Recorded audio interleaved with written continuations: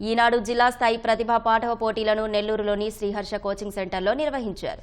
Regional స్థాయిలో విజయం సాధించిన విద్యార్థులకు జిల్లా స్థాయిలో ఉపన్యాస, వ్యాసరచన, చిత్రలేఖనం, క్విజ్ పోటీలు నిర్వహించారు. కార్పొరేషన్ అదనపు కమిషనర్ వైవో నందర్, Eenadu Nellore unit in charge Durgaprasad, coaching centre director Haribabu విజేతలకు బహుమతులు అందజేశారు. ప్రతిభా పాఠవ పోటీలతో విద్యార్థుల్లో నైపుణ్యాలు మెరుగవుతాయని వైవో నందన్ అన్నారు. ఈ మీలో ఉన్నటువంటి పోటీతత్వాన్ని పరీక్షించేటువంటి వ్యాసరచన పోటీలు కానివ్వండి, చిత్రలేఖనం కానివ్వండి, అదేవిధంగా ఎలక్ట్రేషన్ కానివ్వండి, ఇవన్నీ కూడా మీలో ఉన్నటువంటి స్కిల్స్ని ఇంకా ఇంప్రూవ్ చేయడానికి ఖచ్చితంగా మీ అందరికీ ఉపయోగపడతాయి. మీరందరూ కూడా ప్రతిభావంతులు.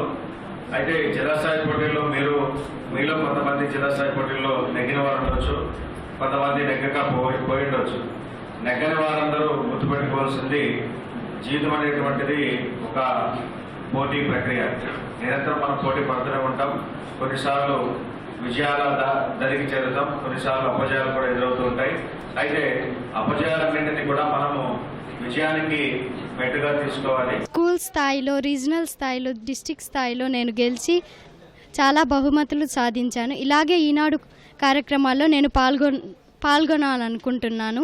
ఆర్టిఫిషియల్ ఇంటెలిజెన్స్ థీమ్ ఎంచుకొని దాని గురించి నేను బాగా రాశాను. ఇంతకుముందు ఈనాడు సంస్థ మా స్కూల్లో ఫస్ట్ స్కూల్ లెవెల్ ఒక జీకే క్విజ్ని కండక్ట్ చేశారు.